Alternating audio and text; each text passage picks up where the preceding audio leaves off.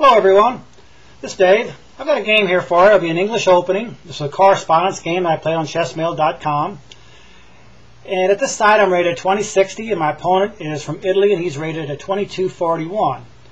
Like I said, it'll be an English opening. ECO code is A23. So let's get started.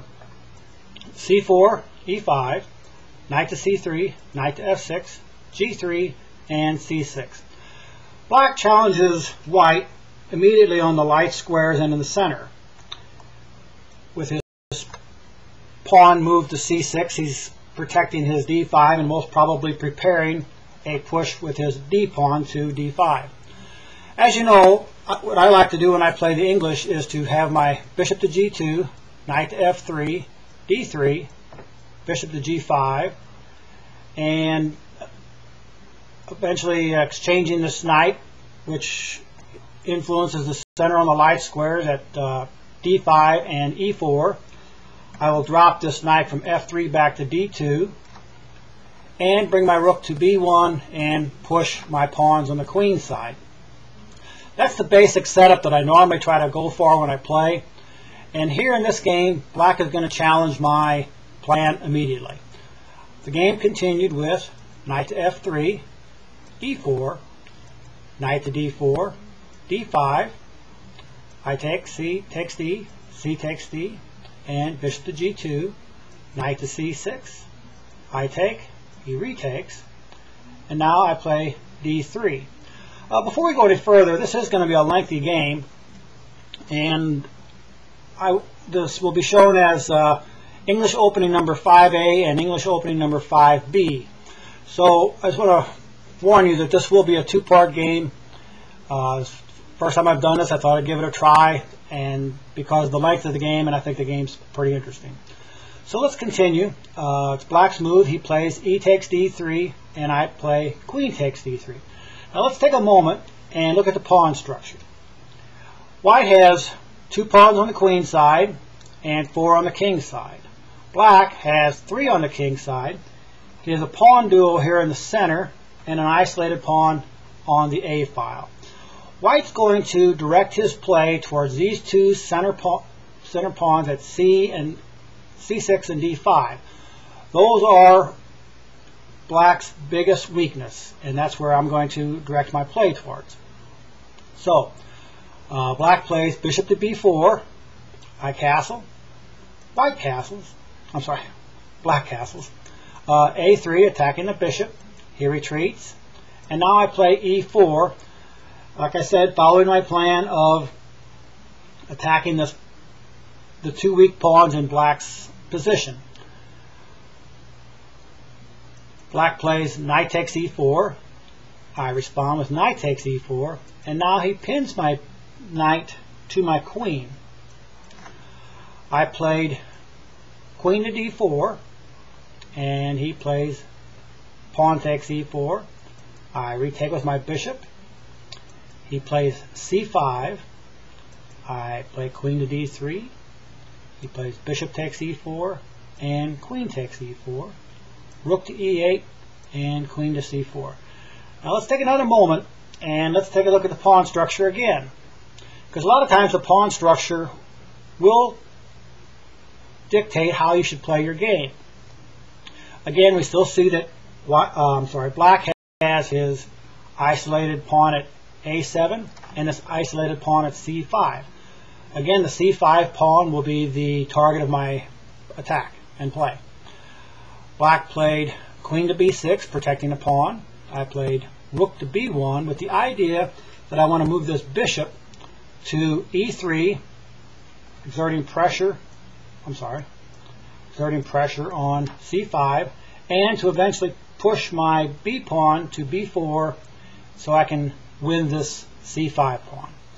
Black plays queen to C6, follow my plan with bishop to E3, and now rook to E4, attacking my queen. And this is important because now the queen had been blockading this pawn, keeping it on a dark square, giving me the ability to attack it with my dark squared bishop. I played queen to C3, he plays A6, and now I played rook at B to c1. I could have played b4 immediately. He would have maybe responded, his best response would have been c4. I would have kicked the rook out with f3. He would have treated maybe rook to e6. And now bishop to d4 and bishop to f8. And the game would have been fairly equal. But I didn't like this variation. I wanted to, this kind of takes the pressure off of the c pawn. I needed to be able to win this. And I think it would have been much easier for black to defend this pawn with it on a light square. But as you see, he does still get in this move eventually. And like I said, he had played a6. I played rook at b to c1. And the game continued with bishop to e7. And now I played b4. Actually, the best move would have been, and I don't know how I missed this, but it would have been bishop takes c5, bishop takes, and then I would have played queen takes c5, and let's say queen to e8, and I would have won the pawn. For whatever reason, I missed it. But going back to this variation of bishop takes c5, black could have responded with rook to c8, and then bishop takes e7, queen takes c3, rook takes c3, rook takes c3, b takes, rook takes e7, and white would have still won the pawn. I think when I was going through the game, there must have been something that I miscalculated, which made me not take this pawn right away. And that's why after he played bishop to e7, I played b4. He does push the pawn to c4, get in on the light square, which temporarily messed me up. Because, anyway, I just made some mistakes.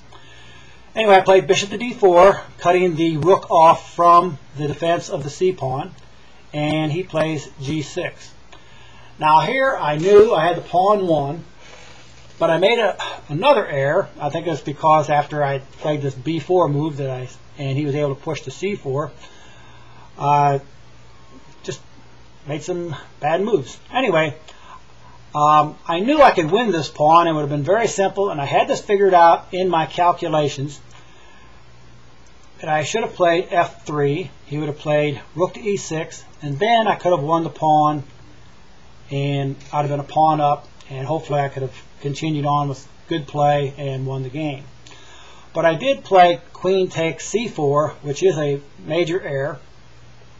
And the reason I did it was because when I was playing this game, when I got to this move, I knew I was going to win the pawn, and I just went ahead and clicked on the pawn with my queen at the particular playing site. And when I got my opponent's response, I was kind of confused and thought, where did I make this mistake at? Well, anyway, make a long story short, I made a bad move, and it cost me the exchange. So anyway, a lot of excuses, but anyway, let's get back to the game. I played queen takes c4, like I said, it's a mistake. Black responds with queen takes c4, and I take rook takes c4, and now bishop to f6, pinning the bishop to my rook. So instead of losing the piece, I decided to just go down the exchange. I took, he retakes, and I played rook to d1. Now, I have to make up my mind, how am I going to hold this game, beating down the exchange? I have a pawn also, but anyway, I had to find the best squares for my pieces, and this is how the game continued with rook to c6, bishop to e7, rook to e6, and now bishop to c5. I'm using my bishop to protect the pawns on my queen side, and the game continued with rook to e2. I played king to f1, rook to a2. He's now attacking my a3 pawn, and I respond with rook to d3. So you can see I've got a pretty good structure here with my pieces.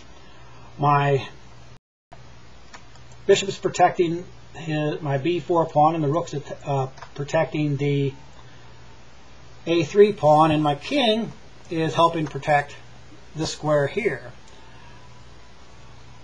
Anyway, black responds with h5, h4, keeping my pawns on the dark squares, and now rook to e8. Okay, that's my timer telling me that time for me to stop here on my part A. So I'll continue this game on part B.